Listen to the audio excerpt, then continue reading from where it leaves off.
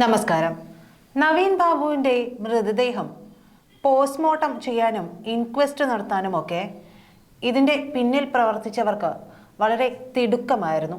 നമുക്കൊക്കെ അറിയാം, അദ്ദേഹത്തിൻ്റെ കുടുംബാംഗങ്ങൾ ഒക്കെ വരുന്നതിന് മുമ്പ് തന്നെ പരിയാരം മെഡിക്കൽ കോളേജിൽ തന്നെ, അതായത് TV പ്രശാന്തനും PP ദിവ്യയുടെ ഭർത്താവുമൊക്കെ ജോലി ചെയ്യുന്ന, അതിലൊക്കെ ഉപരി CPMൻ്റെ ആളുകൾ മാത്രം ജോലി ചെയ്യുന്ന പരിയാരം മെഡിക്കൽ കോളേജിൽ വച്ചിട്ടാണ് അദ്ദേഹത്തിൻ്റെ ADMൻ്റെ മൃതദേഹം പോസ്റ്റ്മോർട്ടം ചെയ്യുന്നത്. ഈ പോസ്റ്റ്മോർട്ടം റിപ്പോർട്ടിൽ വൻ തിരിമറികൾ നടന്നിട്ടുണ്ട് എന്നതൊക്കെ എല്ലാവർക്കുമുള്ള സംശയം തന്നെയാണ്. കാരണം ഈ പോസ്റ്റ്മോർട്ടം റിപ്പോർട്ട് പുറത്തുവിടാൻ സർക്കാരിന് ഭയമാണ്. എന്തിനാണ് ഇത്രയേറെ ഭയം സർക്കാരിന് എന്ന് ചോദിച്ചാൽ, അതിന് പിന്നിൽ കൃത്യമായി രക്ഷിക്കേണ്ടവരെ രക്ഷപ്പെടുത്താനുള്ള ശ്രമങ്ങളുടെ ഭാഗം തന്നെയായിട്ടാണ് എന്ന് പറയേണ്ടിയും വരും. ഇതൊക്കെ പറയുമ്പോൾ ഒരുപക്ഷെ നമ്മൾ സർക്കാരിന് അനഭിമതരാകാം. അതിനു പിന്നിൽ നമുക്കെതിരെ പല കാര്യങ്ങളുമൊക്കെ സംഭവിക്കാം, നമുക്കെതിരെ കേസുകൾ വരെ വരാം. പക്ഷേ ചില സംശയങ്ങൾ, ചില റിട്ടയർഡ് ആയിട്ടുള്ള പോലീസ് ഉദ്യോഗസ്ഥരൊക്കെ പങ്കുവയ്ക്കുന്ന ചില സംശയങ്ങൾ, അത് കേൾക്കുമ്പോൾ നമുക്കും തോന്നുകയാണ്, ശരിയാണല്ലോ, ഇത്തരത്തിലാണല്ലോ അദ്ദേഹത്തിൻ്റെ മൃതദേഹം പോസ്റ്റ്മോർട്ടം ചെയ്തത്. ഈ റിപ്പോർട്ടുകളൊന്നും തന്നെ പുറത്തു വരികയും ചെയ്തിട്ടില്ല എന്നുള്ളത്. എന്തായാലും കഴിഞ്ഞ ദിവസം റിട്ടയർഡ് SP ജോർജ് ജോസഫിൻ്റെ ചില പരാമർശങ്ങൾ കേൾക്കാൻ ഇടയായി. അദ്ദേഹം പറയുന്നത് പോസ്റ്റ്മോർട്ടത്തിൽ വൻ തിരിമറികൾ നടന്നിട്ടുണ്ട് എന്നുള്ള സംശയം തന്നെയാണ്. എന്തുകൊണ്ടാണ് അദ്ദേഹത്തിനും ഇത്തരമൊരു സംശയം പങ്കുവയ്ക്കുന്നത്? തീർച്ചയായും അദ്ദേഹത്തിൻ്റെ സർവീസ് കാലയളവിൽ ലഭിച്ചിട്ടുള്ള ഒരുപാട് അനുഭവങ്ങളുടെ ഒക്കെ ഫലമായിട്ടാണ്. അതായത് ഒരുപാട് കാര്യങ്ങൾ ചെയ്തും ഇത്തരം കേസുകൾ കൈകാര്യം ചെയ്തുമൊക്കെ പരിചയസമ്പന്നനായിട്ടുള്ള ഒരു ഉദ്യോഗസ്ഥന് മാത്രമേ ഇത്തരം സംശയങ്ങളൊക്കെ ജനങ്ങളോട് പങ്കുവയ്ക്കാൻ കഴിയൂ. എന്തായാലും പറഞ്ഞു വരുമ്പോൾ അദ്ദേഹത്തിൻ്റെ പോസ്റ്റ്മോർട്ടം റിപ്പോർട്ട് പുറത്തു വന്നത് ആരും അറിഞ്ഞിട്ടില്ല. അതിൽ പ്രധാനപ്പെട്ട കാര്യങ്ങളൊന്നും തന്നെ പുറത്തു വിടുകയും ചെയ്തിട്ടില്ല. ഈ പോസ്റ്റ്മോർട്ടം റിപ്പോർട്ട് ആരാണ് ഒപ്പിട്ട് വാങ്ങിയത്, ആരാണ് കൈപ്പറ്റിയത്, അതിൻ്റെ വിവരങ്ങളും നമുക്ക് ലഭ്യമല്ല. കാരണം നവീൻ ബാബുവിൻ്റെ കുടുംബം കണ്ണൂരിൽ എത്തുന്നതിന് മുമ്പ് തന്നെ ഇൻക്വസ്റ്റും പോസ്റ്റ്മോർട്ടവും നടത്തി കഴിഞ്ഞിട്ടുണ്ട്. അപ്പോൾ പോസ്റ്റ്മോർട്ടം നടത്തണമെങ്കിൽ രക്തബന്ധമുള്ള ആൾ തന്നെ അനുമതി പത്രത്തിൽ ഒപ്പിട്ട് നൽകണമെന്നൊരു ചട്ടമുണ്ട്. ആ ചട്ടം പോലും ലംഘിച്ചുകൊണ്ട് എന്തിനാണ് ധൃതി പിടിച്ച് ആ ഒരു അനുമതി പത്രം ഒപ്പിട്ട് നൽകിയത്? ആരാണ് അനുമതി പത്രം ഒപ്പിട്ട് നൽകിയ ആൾ? സ്വാഭാവികമായും നമ്മൾ ചിന്തിക്കുമ്പോൾ ആ ഒരു അനുമതി പത്രം ഒപ്പിട്ട് നൽകിയത് കലക്ടർ ആയിരിക്കാനുള്ള ഒരു സാധ്യതയുണ്ട്. കാരണം അദ്ദേഹത്തിന് മുകളിലുള്ള ഒരാൾക്കല്ലേ അത്തരത്തിലുള്ള കാര്യങ്ങളിലൊക്കെ ഒപ്പിട്ട് നൽകാൻ കഴിയൂ. അപ്പോൾ കലക്ടർ അരുൺ കെ വിജയന് കൃത്യമായ ഒരു പങ്ക് ഇദ്ദേഹത്തിൻ്റെ മരണവുമായി ബന്ധപ്പെട്ടുണ്ട്. പലരുമായി ചേർന്നും കളികൾ നടത്തുന്നുണ്ട്, ഇടപാടുകൾ നടത്തുന്നുണ്ട്. അവരുടെ ഒരു ബിനാമി തന്നെയാണ് കലക്ടർ അരുൺ കെ വിജയൻ എന്നുള്ളതല്ലേ സംശയിക്കേണ്ടത്? കലക്ടർ അരുൺ കെ വിജയനെ മാറ്റി നിർത്തിക്കൊണ്ട് എന്തുകൊണ്ടാണ് അന്വേഷണം നടത്താത്തത്? ഇതെല്ലാം എല്ലാ കാര്യങ്ങളും നവീൻ ബാബുവിൻ്റെ മരണവുമായി ബന്ധപ്പെട്ട് ഉയർന്നു വന്നിട്ടുള്ള എല്ലാ ആരോപണങ്ങളിലും തന്നെ കലക്ടർ ഒരു ആരോപണ സംശയ നിഴലിൽ തന്നെയാണുള്ളത്. പക്ഷേ സർക്കാർ ആകട്ടെ PP ദിവ്യയെ അറസ്റ്റ് ചെയ്യുന്ന ഒരു നാടകം കളിക്കുകയും കുറച്ച് ദിവസം ജയിലിൽ കിടക്കുകയും അതിനുശേഷം അവർ പുറത്തിറങ്ങുകയും ചെയ്തതോടുകൂടി ഈ കേസ് ഏതെങ്കിലും ഒരു രീതിയിൽ അവസാനിപ്പിക്കാനുള്ള നെട്ടോട്ടത്തിലാണ്. ഈ കേസ് അന്വേഷിക്കേണ്ടത് ആരാണ്? കുറഞ്ഞതൊരു DYSP റാങ്കിലുള്ള ആളെങ്കിലും അന്വേഷിക്കണം. എന്നാലല്ലേ കളക്ടറുടെ മൊഴി ഉൾപ്പെടെ എടുക്കാൻ കഴിയൂ കൃത്യമായ രീതിയിൽ. ഇതിപ്പോൾ കളക്ടറെ സല്യൂട്ട് ചെയ്യുന്ന ഒരു ഉദ്യോഗസ്ഥൻ പോയിട്ട് കളക്ടറുടെ മൊഴി എന്തിനാണ് രേഖപ്പെടുത്തുന്നത്? എന്താണ് പറയുക? അദ്ദേഹം പറയുന്ന വാക്കുകൾ അതേപടി പകർത്താനല്ലാതെ, അദ്ദേഹത്തിന് ഫേവറബിൾ ആയിട്ടുള്ള കാര്യങ്ങൾ ചെയ്യുക എന്നല്ലാതെ ഈ ഉദ്യോഗസ്ഥൻ എന്താണ് ചെയ്യുന്നത്? അത് പോയതാണെങ്കിലോ SITയിലുള്ളത് CPMൻ്റെ വലം കൈയായിട്ടുള്ള ശ്രീജിത്ത് കൊടേരി എന്നുള്ള ഉദ്യോഗസ്ഥനാണ്. ഇദ്ദേഹമൊക്കെ എന്തായിരിക്കും എഴുതി പിടിപ്പിക്കുക എന്നുള്ളതൊക്കെ അരി ആഹാരം കഴിക്കുന്ന ഏതൊരു മനുഷ്യനും ചിന്തിച്ചാൽ മനസ്സിലാകും. പക്ഷേ അതിനെല്ലാം തന്നെ ഒരു SIT രൂപീകരിച്ചു എന്നുള്ള ഒരു പേരിൽ അതിനെയെല്ലാം തന്നെ പൊടിയിട്ട് മറയ്ക്കാനുള്ള ശ്രമമാണ് സർക്കാർ പോലും നടത്തുന്നത്. കണ്ണൂർ CPM-ന്റെ പ്രബലമായ വിഭാഗം തന്നെ ഇതിന് പങ്കാളികളായിട്ടുണ്ട് എന്ന് വേണം കരുതാൻ. അത്ര ചടചടേ എന്നുള്ളതാണ്. അതായത് ടിക് ടിക് ടിക് എന്ന് പറഞ്ഞിട്ടായിരുന്നു ഓരോ കാര്യങ്ങളും ഓരോ തെളിവുകളും അവർ നിർമ്മിച്ചെടുത്തത്. അതായത് ദിവ്യയും പ്രശാന്തിനെയും കളക്ടറെയും ഒക്കെ രക്ഷിച്ചെടുക്കാനുള്ള തെളിവുകൾ നിർമ്മിക്കുകയാണ് ഈ 10-45 ദിവസത്തിനിടെ ചെയ്തിട്ടുള്ളത്. അതല്ലാതെ തെളിവ് ശേഖരണം നടത്തുകയല്ല ചെയ്തിട്ടുള്ളത്. അവർക്ക് ആവശ്യമായ ചില രേഖകൾ നവീൻ ബാബുവിന്റെ പക്കലുണ്ട്. ആ നവീൻ ബാബുവിന്റെ പക്കൽ നിന്ന് ഈ രേഖകൾ കൈക്കലാക്കുക, അതിനുശേഷം ഇതിന് അതായത് നവീൻ ബാബുവിന്റെ മരണത്തിന് പിന്നിൽ നിൽക്കുന്നവരെ എല്ലാവരെയും രക്ഷിച്ചെടുക്കുന്ന രീതിയിൽ തെളിവുകൾ നിർമ്മിക്കപ്പെടുക. അതുതന്നെയല്ലേ ഈ പോസ്റ്റ്മോർട്ടം സമയത്ത് നടന്നിട്ടുണ്ടാവുക. നമുക്കൊക്കെ അറിയാം, അദ്ദേഹത്തിന്റെ മൃതദേഹം കൊണ്ടുവരുമ്പോൾ അദ്ദേഹത്തിന്റെ മുഖം കാണാം. അത് ഒരു മനുഷ്യൻ ഉറങ്ങിക്കിടക്കുന്നതിന് തുല്യം തന്നെയായിരുന്നു. സത്യത്തിൽ പോസ്റ്റ്മോർട്ടം നടത്തിയ ഒരു ബോഡിയുടെ മുഖം അങ്ങനെയായിരിക്കുമോ ഉണ്ടായിരിക്കുക? അല്ല എന്നാണ് അനുഭവ സമ്പത്തുള്ള പല ഉദ്യോഗസ്ഥരും വെളിപ്പെടുത്തുന്ന കാര്യം. നവീൻ ബാബുവിന്റെ പോസ്റ്റ്മോർട്ടം അട്ടിമറിച്ചു, നവീൻ ബാബുവിന്റെ ബോഡി പോസ്റ്റ്മോർട്ടം ചെയ്തിട്ടില്ല എന്ന് വേണമെങ്കിലും പറയുന്ന തരത്തിലാണ് ആ ബോഡി ഉണ്ടായത്. സത്യത്തിൽ ഈ കേസിൽ ഒരു റീപോസ്റ്റ്മോർട്ടം ആവശ്യമാണ്. ഇപ്പോൾ അന്വേഷിക്കുന്ന ഉദ്യോഗസ്ഥരെ മാറ്റി നിർത്തിയ ശേഷം DYSP റാങ്കിലുള്ള ഒരാളെങ്കിലും അന്വേഷിക്കുകയും അത് റീപോസ്റ്റ്മോർട്ടം, ആ ബോഡി റീപോസ്റ്റ്മോർട്ടം ചെയ്യുകയും തെളിവുകൾ ശേഖരിക്കുകയുമാണ് വേണ്ടത്.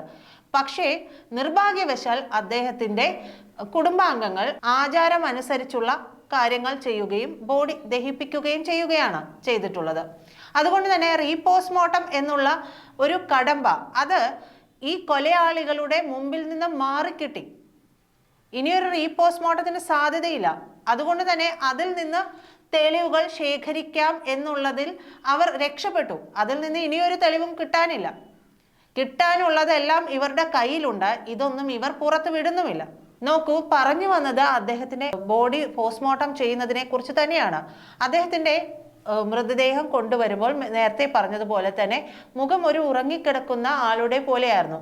അതിൽ അനുഭവ സമ്പത്തുള്ളവർ പറയുന്നത് അങ്ങനെ ആയിരിക്കില്ല ഒരു ബോഡി ഉണ്ടാവുക എന്നുള്ളതാണ്. കഴുത്തിന് താഴെ മാത്രം ആണ് ADMന്റെ ബോഡി പോസ്റ്റ്മോർട്ടം ചെയ്തത് എന്നുള്ള ആരോപണങ്ങളുമൊക്കെ പല കോണുകളിൽ നിന്ന് ഉയരുകയും ചെയ്യുന്നുണ്ട്. സത്യത്തിൽ ഒരു ബോഡി പോസ്റ്റ്മോർട്ടം ചെയ്യുമ്പോൾ തല മുതൽ പാദം വരെ ഓരോ ഭാഗവും അന്വേഷണ ഉദ്യോഗസ്ഥർ പരിശോധനാ വിധേയമാക്കേണ്ടതാണ്. അതായത് ബ്രെയിനും സ്കൾ പൊട്ടിച്ച് ബ്രെയിനും ലിവറും ഉൾപ്പെടെയുള്ളവ സ്ലൈസ് ചെയ്ത ആ സ്ലൈസ് ചെയ്തതിൽ എവിടെയാണ്, ഇതിൻ്റെ ഏത് ഭാഗത്താണ് ബ്ലഡിൻ്റെ ക്ലോട്ടിംഗ് ഉള്ളത്, ഇത്തരം കാര്യങ്ങളൊക്കെ ശേഖരിക്കും. അതൊക്കെയാണ് ശാസ്ത്രീയമായിട്ടുള്ള സയൻറ്റിഫിക് ആയിട്ടുള്ള തെളിവുകൾ. നേരത്തെ കഴിഞ്ഞ വീഡിയോയിൽ നമ്മൾ പറഞ്ഞിരുന്നു, അദ്ദേഹം ആത്മഹത്യ ചെയ്തു എന്ന് പറയുന്നുണ്ടെങ്കിൽ ഈ പോസ്റ്റ്മോർട്ടം റിപ്പോർട്ടിൽ അദ്ദേഹത്തിൻ്റെ സെമൻ, മലം, മൂത്രം എന്നിവ പോയിട്ടുണ്ടോ എന്നുള്ളതിൻ്റെ തെളിവുകൾ വരെ ഉണ്ടാകേണ്ടതാണ്. മാത്രമല്ല അദ്ദേഹം ഹാങ് ചെയ്താണ് മരിച്ചിരിക്കുന്നത് എന്നാണ് പോസ്റ്റ്മോർട്ടം റിപ്പോർട്ടിൽ പറയുന്ന ഒരേ ഒരു കാര്യം. ഹാങ് ചെയ്തതാണെങ്കിൽ അദ്ദേഹത്തിൻ്റെ ഹാങ് ചെയ്തതിൻ്റെ കുടുക്ക് എവിടെയാണ്, കഴുത്തിൻ്റെ ഏത് ഭാഗത്താണ്, അതിന് ഓപ്പോസിറ്റ് സൈഡിലേക്ക് കവിളിലൂടെ സലൈവ ഒലിച്ചിറങ്ങുകയും അത് ദേഹത്തൊക്കെ പടരുകയും ചെയ്യേണ്ടതാണ്. അത്തരം തെളിവുകളൊക്കെ ഉണ്ടോ എന്നുള്ളതും ഈ പോസ്റ്റ്മോർട്ടം റിപ്പോർട്ടിൽ നിന്ന് നമുക്ക് അറിയേണ്ടതുണ്ട്. ഇത്തരം കാര്യങ്ങൾ ഒന്നും തന്നെ പുറത്തുവിടാതിരിക്കുകയാണ് സർക്കാർ ചെയ്യുന്നത്. ഈ അന്വേഷണം സത്യത്തിൽ ഒരു പുകമുറ മാത്രമാണ് എന്ന് സംശയം തോന്നുന്നത് അതുകൊണ്ടാണ്. സത്യത്തിൽ അദ്ദേഹത്തിന്റെ വായിൽ നിന്ന് സലൈവ വന്നിട്ടുണ്ടോ, നേരത്തെ പറഞ്ഞ പോലെ തന്നെ സെമൻ, മലം, മൂത്രം എന്നിവയ്ക്ക് വന്നിട്ടുണ്ടോ എന്നുള്ളത് അറിയേണ്ടതാണ്. ഇത്തരം കാര്യങ്ങൾ ഉണ്ടായിട്ടുണ്ടെങ്കിൽ അത് ഒരു പക്ഷെ നമുക്ക് ഇതിന്റെ ഗണത്തിൽ പറയാം, ആത്മഹത്യ ആണെന്ന് വേണമെങ്കിൽ പറയാം. ഇനി ഒരു പക്ഷേ അദ്ദേഹത്തെ ബോധം കെടുത്തി അല്ലെങ്കിൽ അൺകോൺഷ്യസ് ആക്കിയതിനു ശേഷം തൂക്കി കൊന്നതാകാം, അതിനും സാധ്യതകളുണ്ട്. എന്തായാലും അദ്ദേഹത്തിന്റെ ബോഡി പോസ്റ്റ്മോർട്ടം ചെയ്തതിൽ നിന്നും ഇത്തരം തെളിവുകളെല്ലാം, ഇത്തരം വിവരങ്ങളെല്ലാം തന്നെ പുറത്തു വരേണ്ടതുണ്ട്.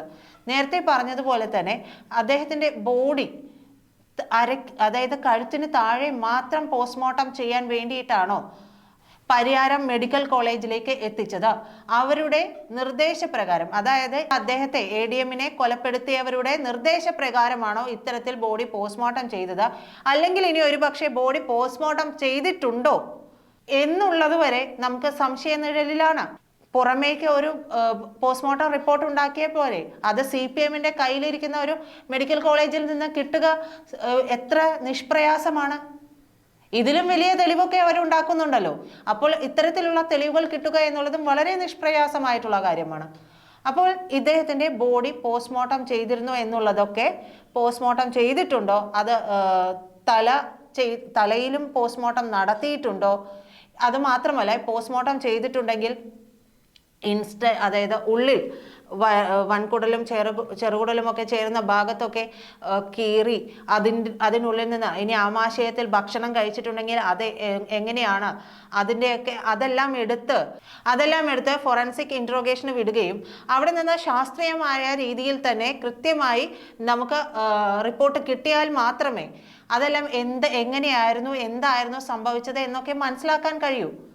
അപ്പോൾ ഇദ്ദേഹത്തിന്റെ ബോഡി പോസ്റ്റ്മോർട്ടം ചെയ്യാതെയുള്ള അട്ടിമറികളും അവിടെ നടന്നിട്ടുണ്ട് എന്ന് വേണം നമ്മൾ മനസ്സിലാക്കാനായിട്ട്. അതല്ലെങ്കിൽ എങ്ങനെയാണ് അദ്ദേഹത്തിന്റെ ബോഡി ഒഴിച്ചിട്ട്, അങ്ങനെ ഒരു പ്രൊസീജിയർ ഇല്ല എന്നുള്ളതാണ് ഉത്തരവാദിത്തപ്പെട്ടവർ, അനുഭവ സമ്പത്തുള്ളവർ പറയുന്നത്.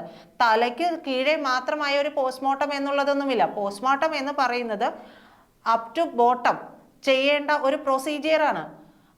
അത് ചെയ്ത് കൃത്യമായ രീതിയിൽ തെളിവ് ശേഖരിക്കേണ്ടതാണ്. മാത്രമല്ല പോസ്റ്റ്മോർട്ടം ചെയ്യുന്ന സമയത്ത് ഈ അന്വേഷണ ഉദ്യോഗസ്ഥന് പോസ്റ്റ്മോർട്ടം ചെയ്യുന്നവർ സ്ഥലത്ത് ചെല്ലുകയും അവിടെ ആ ഡോക്ടർ എന്തെങ്കിലും കൃത്രിമം കാണിക്കുന്നുണ്ടെങ്കിൽ അത് വിലയിരുത്തുകയും അത് നമുക്ക് പറയുകയും റിപ്പോർട്ട് ചെയ്യുകയും ഒക്കെ ചെയ്യേണ്ടതാണ്. ഇത്തരത്തിൽ ഏതെങ്കിലും ഒരു അന്വേഷണ ഉദ്യോഗസ്ഥൻ ADMന്റെ ബോഡി പോസ്റ്റ്മോർട്ടം ചെയ്യുന്ന സമയത്ത് അവിടെ നിന്നിട്ടുണ്ടായിരുന്നു, സ്വാഭാവികമായും നിൽക്കാനുള്ള ഒരു സാധ്യതയൊന്നും നമുക്ക് കാണുന്നില്ല. കാരണം അവർക്ക് ഈ കേസ് അട്ടിമറിക്കുക എന്നുള്ളത് അത്രയും പ്രധാനപ്പെട്ട കാര്യമായിരുന്നു. നമുക്ക് അവരുടെ ആ ഒരു ത്വര എത്രത്തോളം ഉണ്ട് എന്നുള്ളത് നവീൻ ബാബുവിന്റെ കുടുംബാംഗങ്ങൾ എത്തുന്നതിന് മുമ്പ് തന്നെ ഇത്തരം കാര്യങ്ങൾ പോസ്റ്റ്മോർട്ടവും ഇൻക്വസ്റ്റും ചെയ്തതിലൂടെ തന്നെ വ്യക്തമായി തന്നെ മനസ്സിലാക്കാൻ കഴിയും. ഇൻക്വസ്റ്റിൽ നേരത്തെ പറഞ്ഞതുപോലെ സലൈവ, സെമൻ, മൂത്രം ഇതൊക്കെ പോയിട്ടുണ്ടോ എന്നുള്ളത് മനസ്സിലാക്കാമെങ്കിലും ശാസ്ത്രീയമായിട്ട് തന്നെ തെളിയിക്കപ്പെടണമെന്നുണ്ടെങ്കിൽ, കോടതിക്ക് മുമ്പിൽ അത് ശാസ്ത്രീയമായി തെളിയിക്കപ്പെടണമെന്നുണ്ടെങ്കിൽ അതിന് പോസ്റ്റ്മോർട്ടം റിപ്പോർട്ടിൽ ഇത്തരം കാര്യങ്ങൾ വരേണ്ടതുണ്ട്. എന്തായാലും അദ്ദേഹത്തിന്റെ പോസ്റ്റ്മോർട്ടം തന്നെ കളക്ടർ അരുൺ കെ വിജയൻ ഉൾപ്പെടെയുള്ളവർ ചേർന്ന് അട്ടിമറിച്ചിട്ടുണ്ട് എന്നാണ് മനസ്സിലാക്കേണ്ടത്. അത് നേരത്തെ പറഞ്ഞതുപോലെ തന്നെ അദ്ദേഹത്തിന്റെ ബോഡിയുടെ ഒരു ഭാഗം ഒഴിച്ചിട്ട് പോസ്റ്റ്മോർട്ടം നടത്തി എന്ന് പറഞ്ഞാലും ഇനി ബോഡി തന്നെ പോസ്റ്റ്മോർട്ടം ചെയ്തോ എന്നുള്ളതിലും നമുക്ക് സംശയം തന്നെയാണുള്ളത്. പോസ്റ്റ്മോർട്ടം റിപ്പോർട്ട് പുറത്തു വരികയും അത് കോടതി പരിശോധിക്കപ്പെടുകയും ചെയ്യേണ്ടതാണ്. അതിന് സർക്കാർ ഇതിന് ഒരു ആർജവമുള്ള അന്വേഷണ ഉദ്യോഗസ്ഥനെ വെക്കുകയും ചെയ്യേണ്ടതാണ്. എന്നാൽ ഇതെല്ലാം അട്ടിമറിക്കപ്പെടുന്നു എന്ന് മനസ്സിലായതോടു കൂടിയാണ് അദ്ദേഹത്തിന്റെ കുടുംബം, അതായത് നവീൻ ബാബുവിന്റെ കുടുംബം ഹൈക്കോടതിയിൽ CBI അന്വേഷണം ആവശ്യപ്പെട്ട ഹർജി ഫയൽ ചെയ്തത്. അതിൽ കൃത്യമായി തന്നെ പറയുന്നുണ്ട് SIT എന്ന് പറയുന്നത് പ്രത്യേക അന്വേഷണ സംഘം എന്നുള്ളത് പേരിൽ മാത്രമേ ഉള്ളൂ, അവർ അതല്ല കൃത്യമായ രീതിയിൽ അന്വേഷണം നടത്തുന്നില്ല എന്നുള്ളത് കൃത്യമായി തന്നെ പറയുന്നുണ്ട്. മാത്രമല്ല ദിവ്യയുടെയും പദവികൾ വിശദീകരിച്ചു തന്നെ പറയുന്നുണ്ട് ഇതിൽ കേസ് അട്ടിമറിക്കാനുള്ള ശ്രമങ്ങൾ കൃത്യമായി തന്നെ നടത്താനുള്ള പവറുള്ള ആൾ തന്നെയാണ് PP ദിവ്യ. അപ്പോൾ കളക്ടറുടെ കാര്യം അത് തന്നെയാണ്. കളക്ടറുടെ അറിവോട് കൂടി തന്നെയായിരിക്കും പോസ്റ്റ്മോർട്ടം ഉൾപ്പെടെയുള്ളവ അട്ടിമറിച്ചിട്ടുണ്ടാവുക. അപ്പോൾ നവീൻ ബാബുവിന്റെ കുടുംബം ഇതുവരെയും തങ്ങൾക്കൊപ്പം നിൽക്കുമെന്നും ഇവർ എത്രത്തോളം എന്തെല്ലാം ചെയ്യുമെന്നും മനസ്സിലാക്കിയതിനു ശേഷമാണ് CBI അന്വേഷണത്തിന് വേണ്ടി ഹൈക്കോടതിയിൽ ഹർജി ഫയൽ ചെയ്തിരിക്കുന്നത്. എന്തായാലും CBI പോലൊരു ഏജൻസി വരികയും അത് കൃത്യമായ രീതിയിൽ അട്ടിമറിക്കപ്പെടാതെ പോയിട്ടുണ്ടെങ്കിൽ അദ്ദേഹത്തിന്റെ മരണം സംബന്ധിച്ചിട്ടുള്ള വൻ സംഭവങ്ങൾ തന്നെ പുറത്തു വരികയും ചെയ്യും. കാരണം അദ്ദേഹം പിന്നാലെ പോയതും അദ്ദേഹത്തിന്റെ കയ്യിൽ ഉണ്ടായിരുന്നതുമൊക്കെ ഈ CPM എന്ന് പറയുന്ന ലോബിയിങ് പാർട്ടിയുടെ എല്ലാ നിഗൂഢതകളുമുള്ള ഫയലുകളാണ്. അതെല്ലാം എവിടെ പോയി? അദ്ദേഹത്തിന്റെ ബാഗ് എവിടെ പോയി? ഇറങ്ങിയപ്പോൾ കയ്യിൽ ഉണ്ടായിരുന്നു എന്ന് പറയുന്ന ബാഗ് എവിടെ പോയി? ഇതൊന്നും തന്നെ ഈ അന്വേഷണ ഉദ്യോഗസ്ഥർ പറയുന്നില്ല. അതുകൊണ്ട് തന്നെ CBI അന്വേഷണം വരട്ടെ എന്നും അദ്ദേഹത്തിന്റെ മരണത്തിലെ ദുരൂഹതയൊക്കെ മാറുമെന്നും അത് തെളിയുമെന്ന് തന്നെയാണ് നമ്മളും പ്രതീക്ഷിക്കുന്നത്. നന്ദി.